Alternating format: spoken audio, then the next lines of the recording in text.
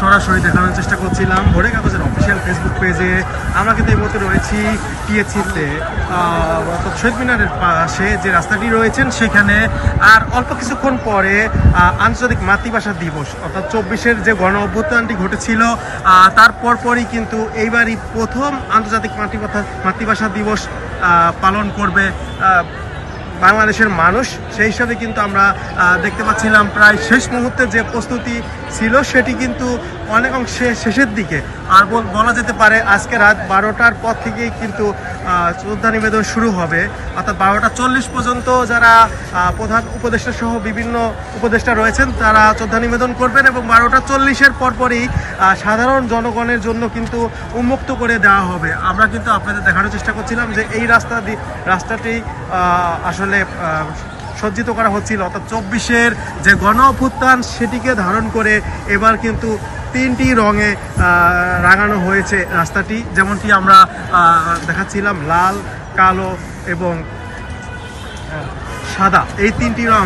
অর্থাৎ লাল রং দেওয়ার পিছনে যেটি বলছেন যে বিপ্লবের যে গণ অভ্যুত্থান অর্থাৎ 24-এর যে গণ অভ্যুত্থানটি ঘটেছে সেটির কারণেই কিন্তু মূলত লাল রং দেওয়া হচ্ছে। যেমনটি আপনাদেরকে এখনও দেখাচ্ছি যে সকলে কিন্তু চারুকলা বিভাগের যারা শিক্ষার্থী রয়েছেন তারা সকলে হাতে হাত রেখে সকল শিক্ষক শিক্ষার্থী সকলে কিন্তু একসাথে কাজ করে যাচ্ছেন। আর মাত্র কয়েক ঘন্টা পরেই আন্তর্জাতিক মাতৃভাষা দিবস এবার কিন্তু একটু ভিন্ন আঙ্গিকে পালন হবে, অর্থাৎ 24-এ গণ অভ্যুত্থানের পরেই কিন্তু এটি প্রথম আন্তর্জাতিক মাতৃভাষা দিবস। সেই ক্ষেত্রে কিন্তু আমরা আপনাদের দেখাচ্ছি প্রায় শেষ মুহূর্তের কাজের যে প্রস্তুতি সেটি কিন্তু সম্পন্ন হয়েছে। আজকে রাত 12টার পর থেকেই কিন্তু শ্রদ্ধা নিবেদন করা শুরু হবে, যেমনটি আপনাদেরকে দেখাচ্ছিলাম। এবার আমাদের প্রথম 21-এ কাজ করা, কারণ আমার ফার্স্ট ইয়ার, তো সেই হিসেবে আমাদের অনুভূতি অনেক ভালো আমি বলবো, কারণ প্রথমবার সবার সাথে কাজ করছি, সিনিয়রদের সাথে সবার সাথে, তো আমি বলবো ভালো, আমাদের অনেক ভালো। জুলাই আগস্ট পরবর্তী সময়ে আসলে এরকম আলপনা করতে পারা এবং এরকম কাজে অংশগ্রহণ করা কিছু মিলিয়ে আসলে নতুনত্ব কিছু আছে।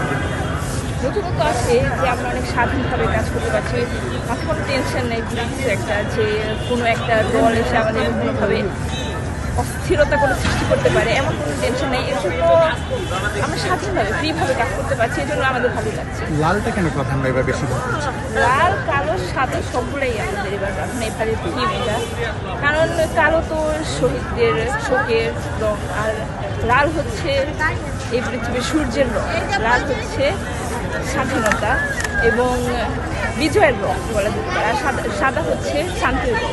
তো সেই হিসেবে এবার সব কিছু মিলিয়ে সাদা, কালো, লালকে প্রাধান্য। আপনি হচ্ছে যেহেতু একটা শোক দিবস, আমরা আসলে অন্যবার থেকে লালটাকে কখনো প্রাধান্যতা দেখি না, এবার কি 24-কে কেন্দ্র করে প্রাধান্য দেওয়া হয়েছে? বলা যেতে পারে যে এবার 24-কে কেন্দ্র করেই জুলাই যা হয়েছে এবং 21শে ফেব্রুয়ারিতে যা হয়েছিল